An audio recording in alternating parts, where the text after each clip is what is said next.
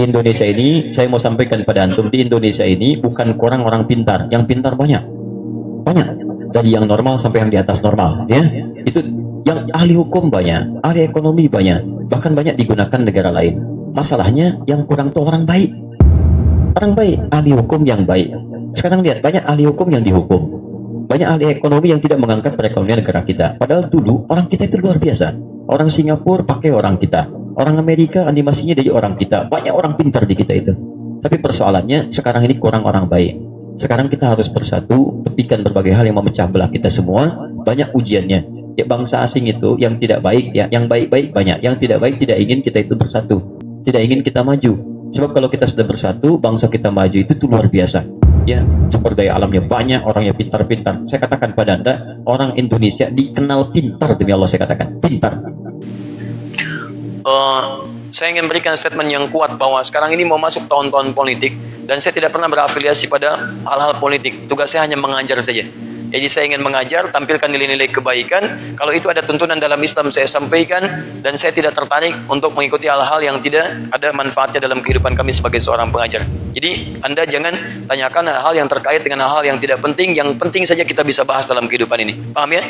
Dan cita-cita saya insya Allah mudah-mudahan nilai-nilai Islam bisa terbangun dalam diri kita, dan insya Allah bangsa kita pun akan terbantu maju jika Muslim di sini menjadi lebih baik dalam kehidupan kita insya Allah. Bagaimana cara agar kita menjadi bangsa khairul ummah? Sementara sistem kepemimpinan kita seperti ini, ditambah orang baik tidak boleh menduduki jabatan. Siapa bilang orang baik tidak boleh memiliki jabatan? Semua terbuka peluangnya. Persoalannya siapa yang menentukan untuk mendapatkan jabatan itu? Maka dari itu Anda harus berjuang. Cari orang-orang baik, jadi orang baik, masuk ke dalam sistem kebaikan itu, dan di situ Anda bisa menduduki kebaikan-kebaikan. Ya, saya baru silaturahim ya beberapa saat yang lalu sebelum datang ke sini dengan salah satu wakil gubernur di satu provinsi yang tidak perlu saya sebutkan. Tadinya di situ luar biasa. Anda bisa kebayang nggak? Di tempat itu 100% Muslim. Ya, sebelum yang sekarang ini sulit sekali. Ya, adzan tidak berkumandang. Ya, hal-hal baik sulit terlaksanakan padahal masjid ada di situ. Ya, kerja di bawah tekanan. Tapi ketika dia datang, kemudian berubah, kebaikan terjadi, adzan mulai terdengar, masjid mulai aktif, bahkan penuh di bawah. Saya datang, itu baru selesai qomat. Ya, tiba-tiba luar biasa, kami harus ke lantai 2 sholatnya. Luar biasa. Jadi kalau orang baik tidak mengisi posisi yang baik-baik, yang jelek-jelek nanti akan masuk. Karena dari itu, ayo dorong orang-orang baik itu untuk muncul ke permukaan, dan Anda pun orang baik. Sama di status-status Anda itu, di media sosial, di Facebook, di Instagram, isi dengan kebaikan. Sebab kalau yang baik-baik gak nulis status, yang jelek-jelek nanti yang nulis. Bagaimana tanggapan Ustadz memaknai demokrasi dalam melaksanakan sistem ini? Tanya gini. Kita sering diskusi dengan para ulama, tokoh-tokoh dan sebagainya. Bahkan terakhir ada imam dari Kuba, dari kota Nabi datang untuk berdiskusi. Dan kesimpulannya adalah sepanjang sistem itu kemudian bisa kita manfaatkan untuk menghadirkan maslahat dalam kehidupan yang mendekatkan pada nilai keislaman, maka jadikan wasilah itu untuk membangun nilai keislaman yang lebih luas. Jika memang maslahatnya lebih besar, maka ikuti. Karena kalau ditinggalkan madaratnya lebih banyak. Anda boleh tidak sepakat, kemudian Anda tidak memilih, itu hak Anda. Tapi persoalannya ketika Anda tidak memilih, maka orang liberal ikut memilih, orang sekuler ikut memilih, lesbi ikut pilih, homoseksual ikut pilih. Ketika mereka memilih suaranya lebih banyak, mereka yang megang kekuasaan.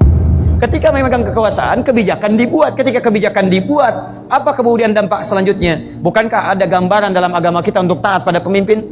Sekarang pemimpin Anda misalnya membuat kebijakan yang tidak benar. Disitulah kemudian madarat akan muncul.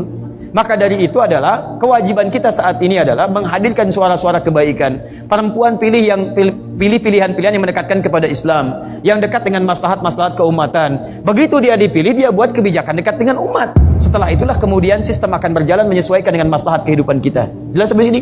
Jadi saran saya ikuti dan pilih orang-orang terbaik di situ supaya nanti memberikan maslahat kepada umat.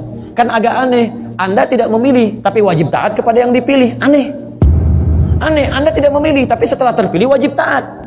Ya bagaimana Anda bisa tidak memilih, yang terpilih orang yang buruk, dan Anda menaati orang buruk? Itu kan maslahat, itu tidak ada. Paham ya? Allah Ta'ala alam bisawab. Ini bahasan panjang, cuma singkat saja barangkali, karena waktunya terbatas.